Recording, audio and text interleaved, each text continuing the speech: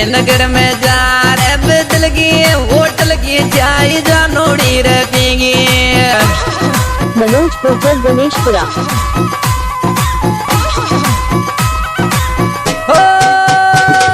विजयनगर में जा रे बदल गए होटल की चाय जानोड़ी रे पीगी।